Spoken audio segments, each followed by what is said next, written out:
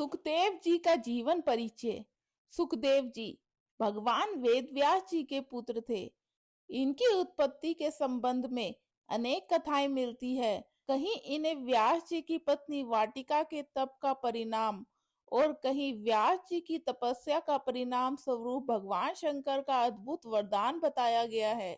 एक कथा ऐसी भी है कि इस धराधाम पर भगवान श्री कृष्ण और श्री राधिका जी का अवतार हुआ था। तब श्री राधिका जी का क्रीड़ा सुख भी इसी धराधाम पर आया। उसी समय भगवान शिव जी पार्वती जी को अमर कथा सुना रहे थे। पार्वती जी कथा सुनते सुनते निद्रा के वशीभूत हो गई और उनकी जगह पर शुक जी ने हुंकारी भरना प्रारंभ कर दिया। जब भगवान शंकर को यह बात ज्ञात हुई तब उन्होंने शुक को मारने के लिए उनका पीछा किया। शुक भागकर व्यास जी के आश्रम में आया और सूक्ष्म रूप बनाकर उनकी पत्नी के मुख में घुस गया। भगवान शंकर वापस लौट गए। यही शुक व्यास जी के अयोनिज पुत्र के रूप में प्रकट हुए।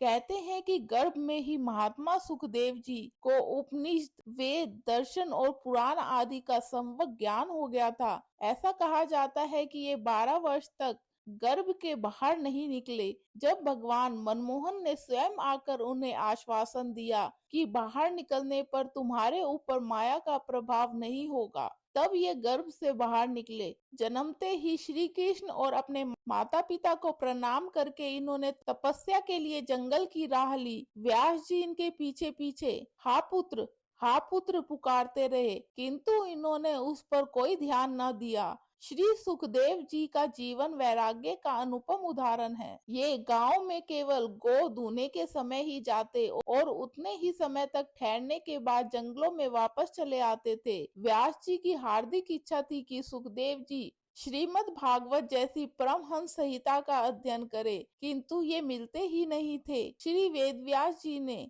श्रीमद् भागवत की श्री कृष्ण लीला का एक श्लोक बनाकर उसका आधा भाग अपने शिष्यों को रटा दिया। वे उसे गाते हुए जंगल में समीधा लाने के लिए जाया करते थे। एक दिन सुखदेव जी ने भी उस श्लोक को सुन लिया। श्री कृष्ण लीला के अद्भुत आकर्षण से बंधकर सुखदेव जी अपने पिता श्री व्यास जी के पास लौट आए। फिर उन्होंने श्रीमद् भागवत पुराण के 18,000 श्लोकों का विधिवत अध्ययन किया। इन्होंने इस परमहंस संहिता का सब पाठ महारथी अर्जुन के पौत्र तथा वीर अभिमन्यु एवं सती उत्तरा के पुत्र महाराज परीक्षित को सुनाया, जिसके दिव्य प्रभाव से परीक्षित जी ने मृत्यु को भी जीत लिया और भगवान के मंगलमय धाम के सच्चे अधिकारी बने। श्री व्यास जी के आदेश पर श्री सुखदेव जी महाराज परम तत्वज्ञानी महाराज जनक के पास गए और उनकी कड़ी परीक्षा में उत्तीर्ण होकर उनसे ब्रह्म ज्ञान प्राप्त किया। आज भी महात्मा सुखदेव जी अमर है। ये समय समय पर अधिकारी पुरुषों को दर्शन देकर उन्हें अपने दिव्य उपदेशों के द्वारा कथार्थ किया करते हैं। जय श्री हरि।